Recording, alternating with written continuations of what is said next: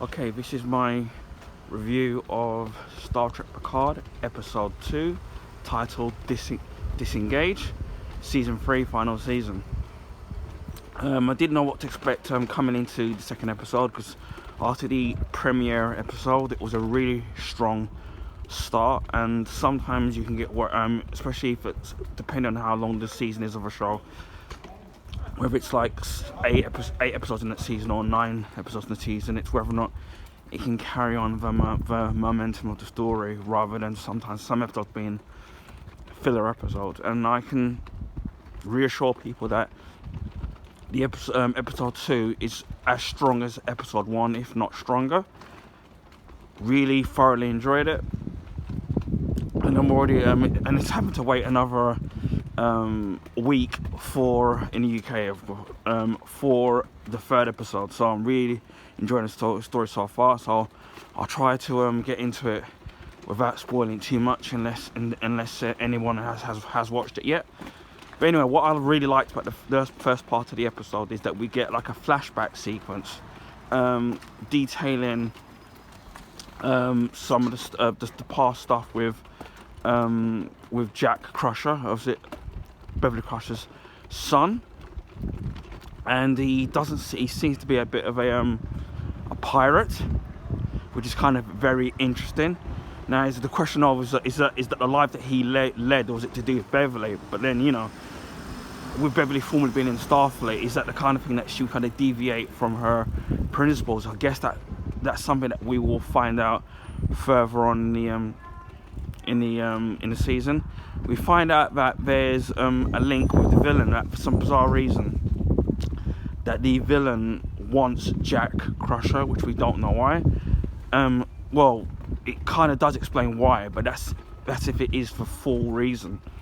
So what I do like about the flashback is that it fleshes out some of his past stuff and what he's kind of been up to. Although the flashback's only a couple of weeks, but it doesn't give you the answers to everything about him. I suppose that's something that will unravel in the episode, in the latter episodes.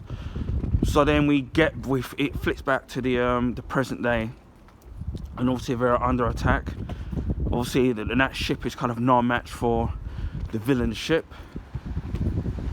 and obviously Picard is already one step ahead of the game, which I thought was really great. To me, it just showed that Picard hasn't lost his touch. Something that we haven't seen in the previous episodes. Obviously, with Sir Patrick Stewart being a bit older, obviously it would be a lot harder for him to do action scenes, obviously. But I just love the way that he's kind of acting a little bit more like Jean-Luc Picard that we all know and love. Although he's obviously they did say that with the characters that there were going to be changes, so they weren't going to be exactly to how they were in the Next Generation, which is great, as long as we sit there and see that influence of each of the characters from the Next Gen. And obviously the amount of time that's gone by, obviously people are not going to be exactly the same, which is good or bad, which is fine. And then I love how the way that that Riker, again, as I've said in the episode 1 review, how Riker's a lot more quick with the kind of the jokes, but yet he's still serious and still willing to get his hands dirty and be the action hero. Which obviously the last time I kind of saw him like that was in Star Trek Nemesis. It was great kind of seeing him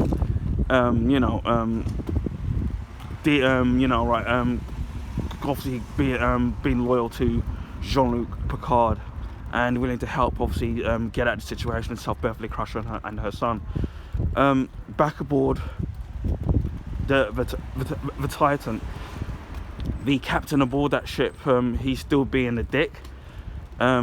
He's not. Some of it you can kind of understand, because obviously it's about protecting his crew, and obviously he wasn't aware of what Picard was going to do. And then I think even if Picard had told him the full plan, somehow I don't see him actually willing to help.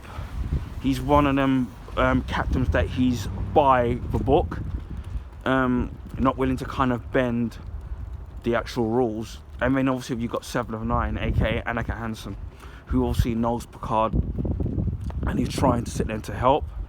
But then the captain's kind of not having it because he's seen it that she's not being loyal to him and the members of the crew, and putting 2 lives, as they think at first, ahead of the 500 that they've got aboard the Titan. So I kind of understand his dilemma.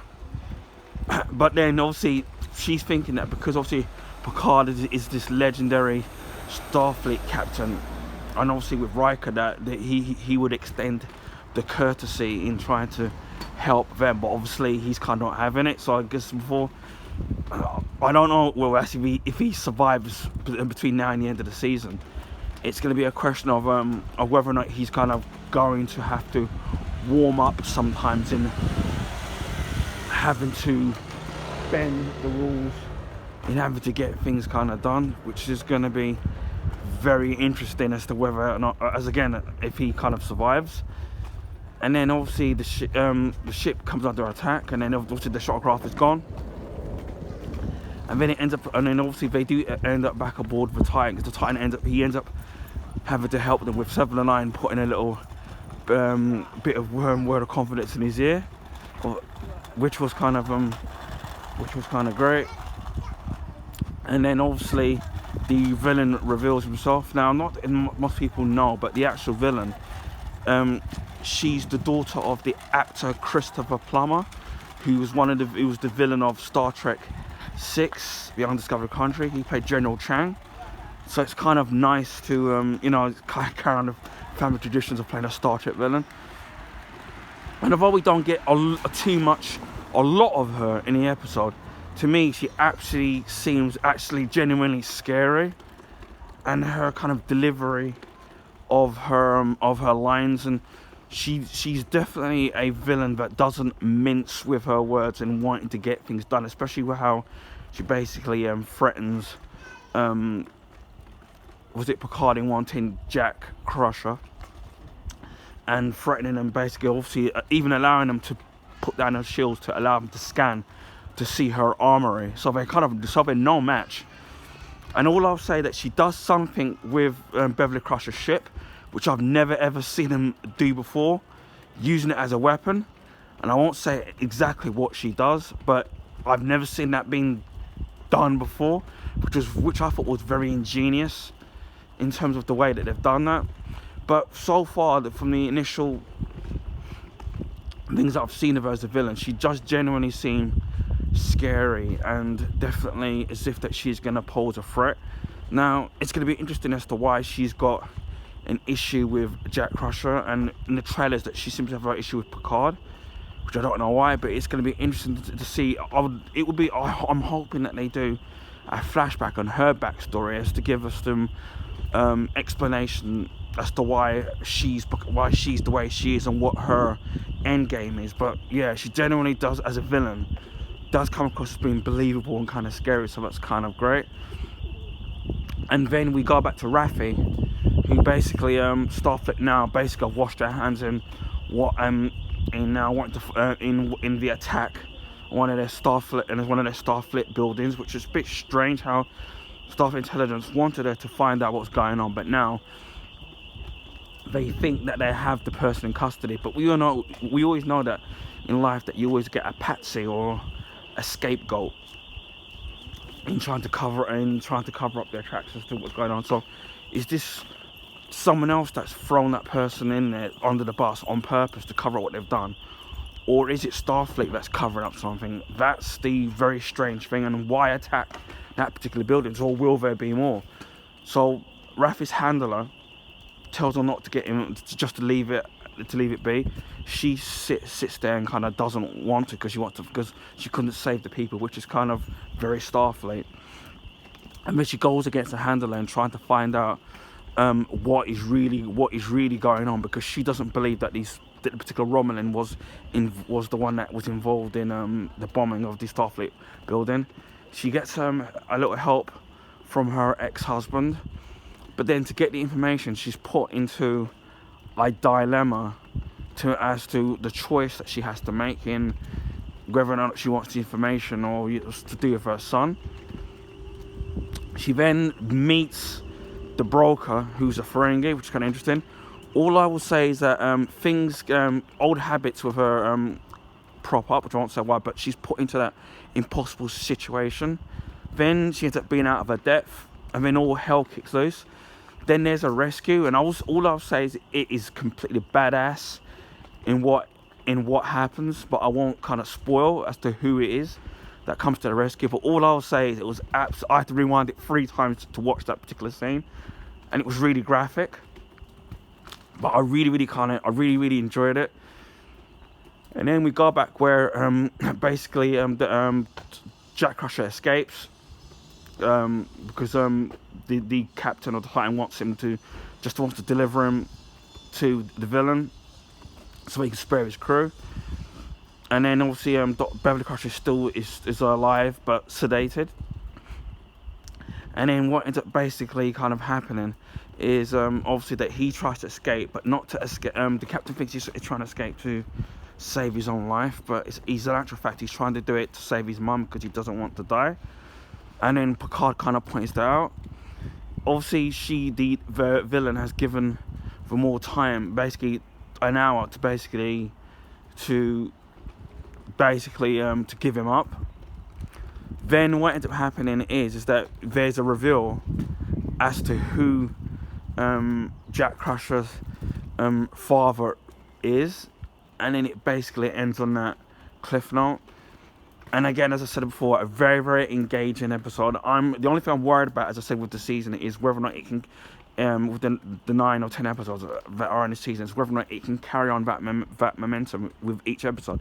If it actually does that, it will be it will definitely be the best season. But so far, to me, I'm enjoying the direction it's going at. Again, as I said, it's whether or not they can carry on the momentum of the story and the characters and not kind of drag it on, and it ends up being kind of, they're just stretching out small storylines rather than it building up to be a crescendo, and then also we end up getting the finale. So I'm got my fingers crossed that it will be the case, that each episode will be really good. I know it's a difficult thing to make episodes all good, every single one good, because you're always going to get 1 or 2 that aren't kind of great. But I'm really hoping that the momentum of the story and the characters, with the characters old and new, that we get to see it all being fleshed out in the episodes, and then it doesn't feel like that the season's kind of dragging on. What I also I've said this in the previous episode, what I really enjoyed is the actual musical score that they've been using in this series, because they've been using obviously the Next Generation theme, the Star Trek First Contact theme. In this episode in particular, they've used the theme from Star Trek The Wrath of Khan 2 at the very end of it, where they blast off Spock's body, obviously when he dies, onto the planet, and they use that particular theme. And there's a couple of other themes that they use from the original Star Trek, from the original Star Trek movies, 6 movies each that they've used.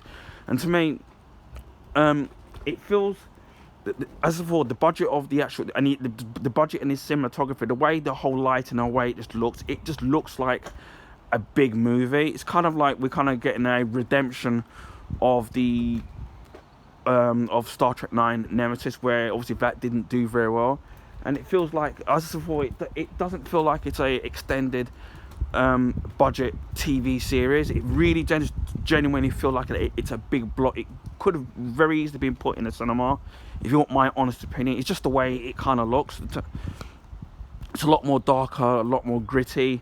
Special effects are really great, and I love the way that they paid homage to the Star Trek, each of the different Star Trek series, especially the Next Generation, and obviously the actual movies. And I know that, like the first episode, there's a ton of Easter eggs in there, because I know there was a video from Screen Crush where they showed all 91 Easter eggs in the first episode, and I think there's at least 60 in this one. So if you want to look up the Easter eggs, it's going to be very easy to look up on YouTube. But as I said, really enjoyed this episode 2.